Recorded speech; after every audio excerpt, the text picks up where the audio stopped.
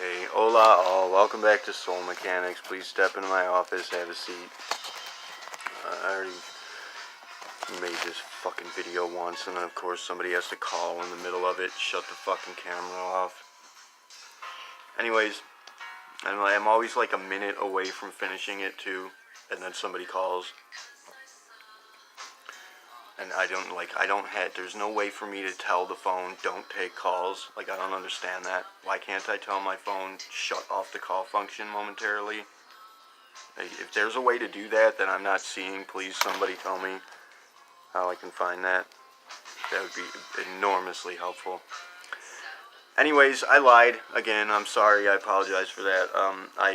Turns out the video that I want to make for my roommate, because he and I kind of plotted it together, and you know, I kicked the idea around with him, and so I wanted to make a video dedicated specifically to him, but as it happens, there's a lot of work that's going to have to go into making that video that between everything I've got going on here and up at my mom's place, and then over, we had a kitty die that we need to bury, and then I've got to go visit my roommate and go visit my ex-wife, and everything is fucking, I just don't have the time to make that video, but I'm in the process of it, and hopefully that'll be the next one. But for now, I want to kind of kick off a new little series for the sidetracks course here, which I'm not sure what I'm going to label it yet. I'm struggling with what I'm going to decide to label it, but I'm thinking it's kind of along the lines of like general spirituality, or maybe even alchemy. I wanted to do psychedelia, but that's like a fraction of it. But whatever I decide, to kick it off, there's just a few thoughts I want to put in play for you guys to have in mind going forward that you can think about in the meantime before I make more videos for it. I was speaking in the previous video, the one about the DMT experience, that we have this idea that there's a difference between spiritual experiences and psychedelic experiences. We have this idea that there's a difference between science or technology and magics and mysticism and such, and these are the things that we're trying to get rid of. We're trying to you know, the difference between, obviously I've said that evolutionism, or whatever it's called, you know, or creationism, sorry, not evolutionism, creationism, obviously that's kind of a stupid idea, but I mean, it's a mythology essentially. And you know, we can see why that happened, where it's coming from, but creation in and of itself, the concept of creation, the concept of a deity being the creative element, and the concept of evolution, these are not contradictory. Like, there are no contradictions actually in play, and this is an enormous blind spot in our very understanding, is this division complex, where we seem to think there are separations in play, we seem to think there are contradictions. Again, it's coming back to that Tower of Babel scenario, where everybody's kind of really saying the same thing, just in different ways, and we have this kind of competition paradigm where everybody wants to be right, not realizing that everybody else is agreeing. And we believe there's this argument in play that isn't. That's the only real hallucination that exists. And I spoke to this. I've said before that, you know, a lot of spiritual or metaphysical experiences and such, what they call supernatural experiences, which are just natural, the psychedelic experiences particularly, are going to be considered hallucinations.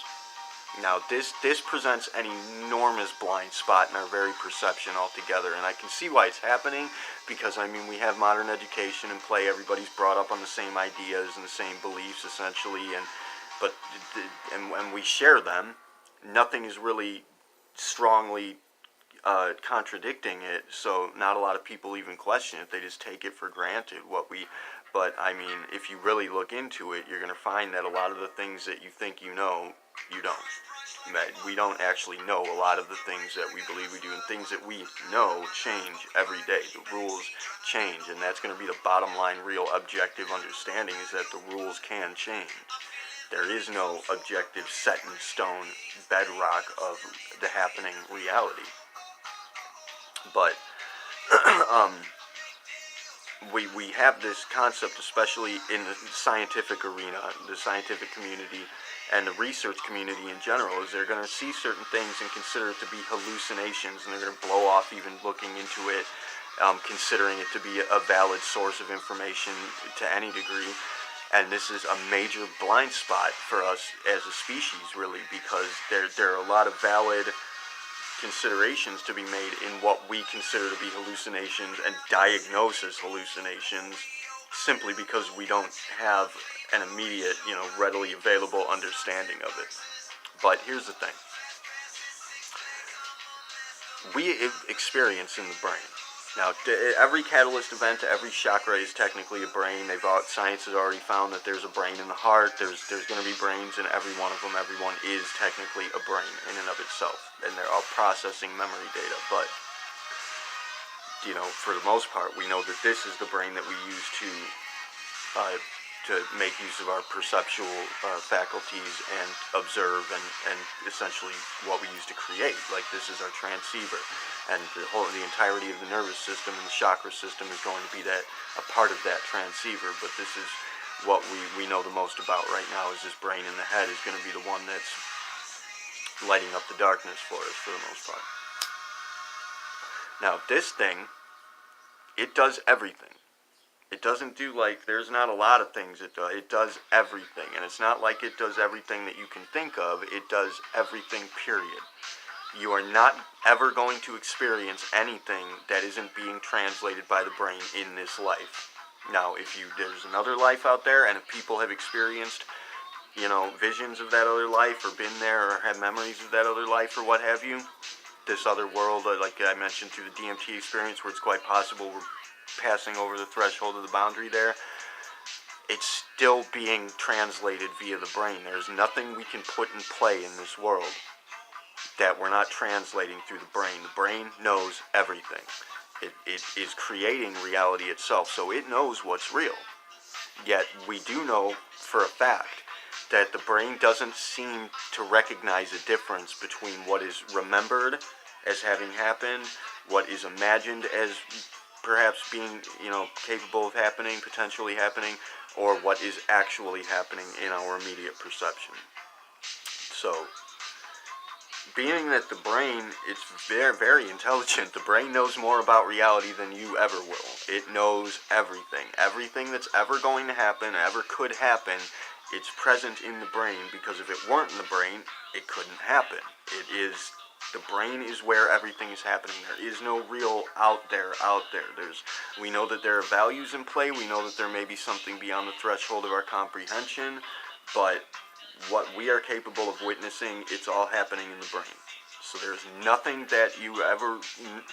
you can possibly know of at all or imagine that isn't happening in the brain. The brain knows everything, period. Yet, for whatever reason, the brain is not really recognizing a difference between what is real and what is imagined. You want to look at what that implies. There is no existing contextual framework in which the concept of hallucination plays without breaking the rest of the system. It doesn't work. It's not a feasible explanation for anything at all. It never has been. There is no frame of reference in which you can say hallucination in and of itself is not a reality. It cannot be a real functioning factor. It's so unreal in and of itself that I can't even manage to explain this properly, because there's no wording for it. It's like you're trying to say that something that you experience is not real, wherein reality itself is defined as being experienced. There is no other definition for what is real. It is what is experienced. Yet we say that there are things we experience that are hallucinations and to be disregarded, tossed out of hand. Yet, as I just stated, if you really look at it, there is no paradigm in which hallucination plays at all. And it's like most people you guys aren't really seeing that. It's very strange that you're not seeing that. It's like there's a 95% of reality blind spot in your perception that is just glaringly obvious to me and to the people that I work with. It's like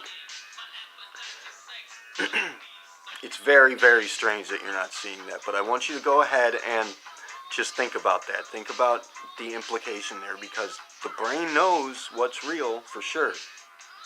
Yet it's telling you that it doesn't see a difference between what you imagine and what is real. Now, there's not just the immediate application of that, the immediate implication therein, but it goes deep. It, like, the implications attached to that are enormous and perhaps even all-encompassing. So I wanted to put that out there for now, and you know, we'll get back to it when I think of where I want to take this. But that's been rolling around in my head, and I wanted to get it out. So thank you for watching.